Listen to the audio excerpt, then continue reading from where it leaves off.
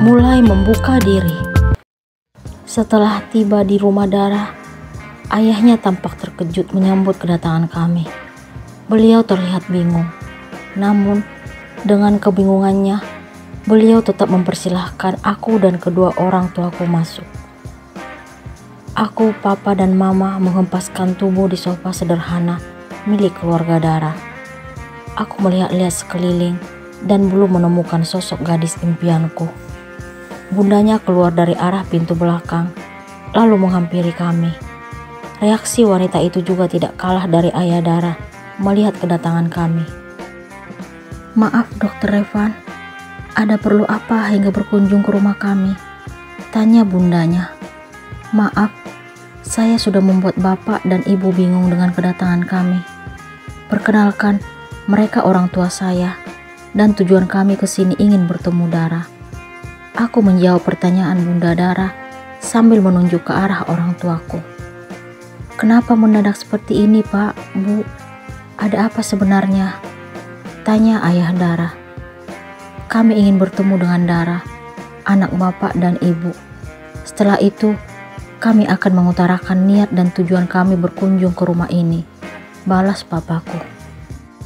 Saya benar-benar kaget melihat kedatangan Dokter Revan dan orang tuanya ke rumah ini.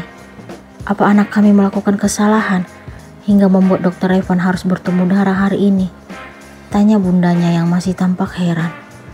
"Sama sekali tidak, Bu. Dara anak baik. Dia tidak mungkin melakukan sesuatu yang merugikan orang lain. Saya sangat bangga melihat perjuangannya menguasai diri hingga keluar dari depresi. Dia melakukan semua itu demi ibu dan bapak sebagai orang tuanya. Terlihat jelas di wajahnya kalau dia merasa bersalah atas apa yang dia lakukan pada dirinya sendiri.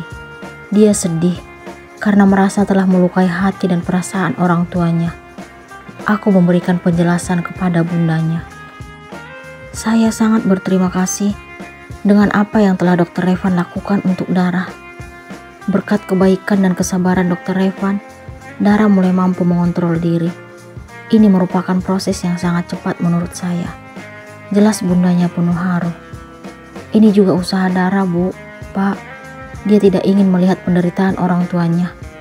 Dia dengan kekuatan penuh berusaha bangkit dari kehancuran hati dan perasaannya. Baiklah, kalau tujuan kalian datang ke rumah ini untuk bertemu Dara, saya akan memanggilnya." Bundanya berlalu, kemudian kembali melangkah ke arah pintu belakang. Tidak sampai 5 menit, sang pujaan hati sudah berada di ruang tamu. Aku dengan semangat melemparkan senyuman yang telah aku persiapkan hanya untuknya. Namun, dia tampak bingung melihatku. Akhirnya, dia dan bundanya duduk di ruang tamu bersama kami. "Mah, Pah, perkenalkan ini Dara." Aku memperkenalkan Dara kepada orang tuaku. "Halo Nak Dara, saya Mama Revan, dan yang duduk di samping saya papanya." Mama memperkenalkan diri kepada Dara. "Dara takut Bunda," ucap Dara tiba-tiba. "Jangan takut Nak Dara, kami datang ke sini dengan niat baik." Papa membuka suara. Awalnya dia juga baik sama Dara, tapi pada akhirnya dia juga yang menghancurkan hidup Dara. Dara kembali menyebut dia. "Dia siapa, Dek?" Aku bertanya, walaupun sebenarnya aku sudah tahu bahwa dia yang dimaksud adalah Bimo. Dia yang sudah merenggut masa depanku. Aku benci dia. Dara memeluk bundanya seperti orang ketakutan. "Mulai sekarang, lupakan tentang dia. Kami selalu ada untukmu. Kami orang-orang yang sayang padamu." Aku mencoba menenangkan dirinya. Setelah dia mulai merasa tenang, Papa mulai membuka pembicaraan tentang niat kedatangan kami. Papa mengutarakan tujuannya yang ingin melamar Dara untuk menjadikan istriku, juga menantu di rumah kami. Dara dan orang tuanya tampak sangat terkejut setelah mendengar maksud dan tujuan kami yang ingin melamarnya. Dara makin takut dan seolah-olah tidak ingin lepas dari pelukan bundanya. Setelah berpikir lebih lama, akhirnya dengan suara berat, dia bersedia menerima lamaran untuk menikah denganku. Namun, aku masih sangat jelas melihat ketakutan di wajahnya. Aku berusaha kembali menenangkannya, mengajaknya keluar dan duduk di depan teras rumahnya. Orang tuaku dan orang tua Dara masih sibuk membicarakan lamaran dan rencana pernikahan kami. Sementara itu, aku sudah berhasil menenangkan Dara. "Kamu jangan takut ya, Dek. Niatku tulus untuk mempersunting kamu menjadi istriku. Aku tertarik padamu. Aku mencintaimu. Aku memberanikan diri mengungkapkan perasaanku kepadanya. Stop ngomongin cinta di depanku. Pemahamanmu tentang cinta pasti sama dengan dia. Kamu dan dia pasti tidak jauh berbeda. Bagi kalian cinta adalah sebuah permainan. Tujuan kamu hanya ingin menyakitiku." Dara tetap menuduhku sama seperti Bimo. "Sudah berapa kali aku jelasin ke kamu, tidak semua orang memiliki pikiran untuk menyakitimu. Aku tulus dan ikhlas untuk membahagiakanmu. Aku akan membawamu keluar dari masa lalumu.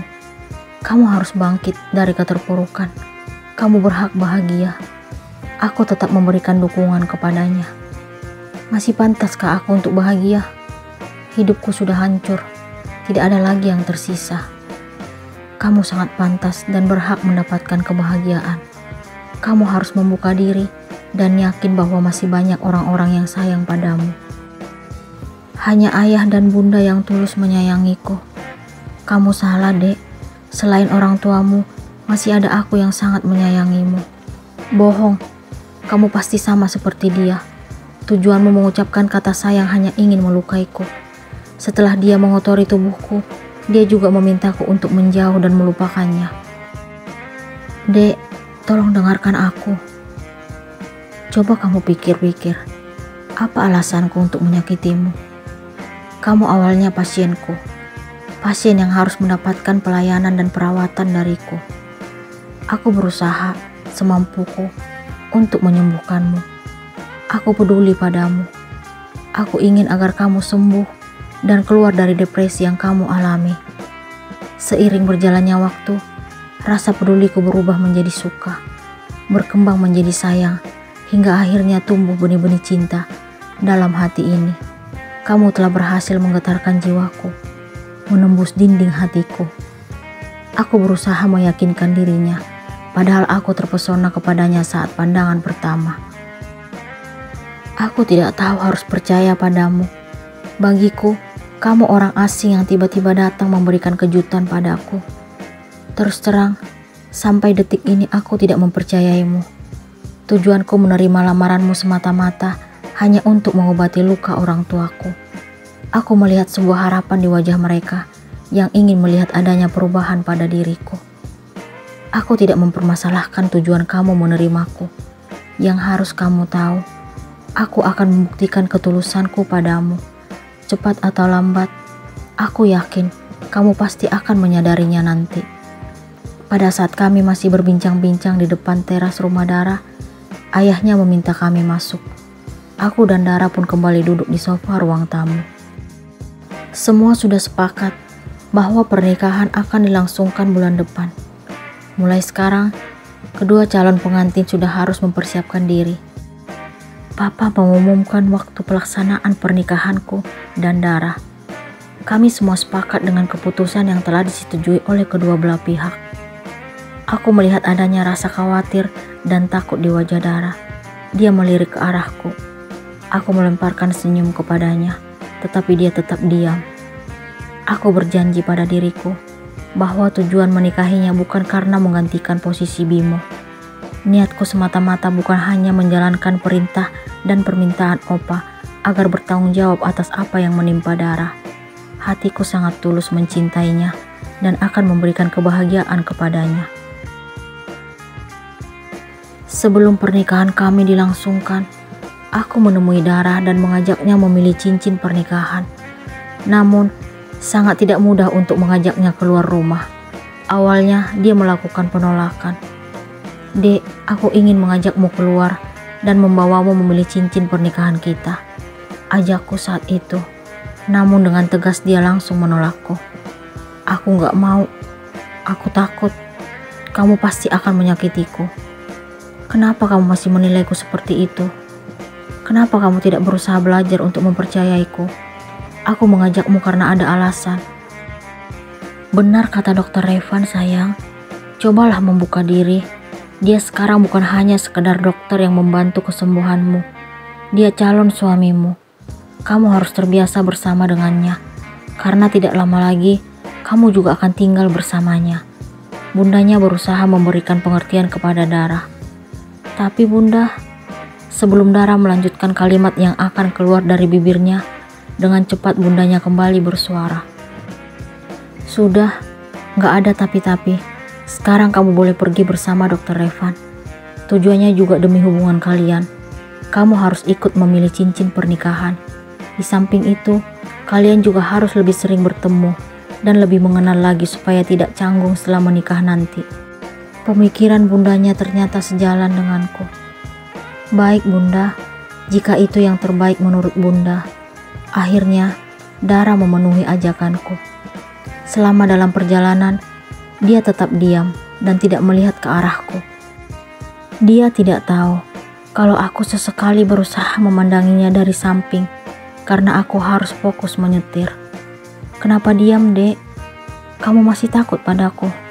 Tanyaku kepadanya membuka pembicaraan. Enggak, jawabnya singkat.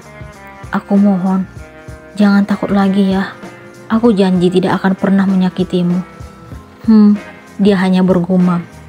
Oh ya, bagaimana persiapan kamu, Dek? Persiapan apa? Persiapan pernikahan kita. Biasa aja. Kok jawabnya gitu? Terus aku harus jawab apa? Aku hanya ingin tahu sejauh mana persiapan kamu dengan pernikahan kita. 2 minggu lagi kita akan segera menikah, Dek. Kamu akan menjadi istriku dan hidup bersamaku. Cobalah belajar untuk mempercayaiku. Aku tidak pernah berniat menyakitimu, karena tidak ada alasan bagiku untuk melakukan hal itu. Iya, jawabnya sangat singkat. Aku harus memaklumi sikapnya. Dia menjadi seperti itu karena Bimo. Tidak akan kubiarkan dia larut dalam kesedihan yang berkepanjangan. Aku akan berusaha sekuat tenaga untuk membawanya keluar dari kehancuran yang disebabkan Bimo. Akan kutunjukkan kepadanya bahwa dia berhak bahagia dan melanjutkan hidup. Perjalanannya masih sangat panjang. Tidak ada satu orang pun yang berhak menghalanginya untuk memperoleh kebahagiaan.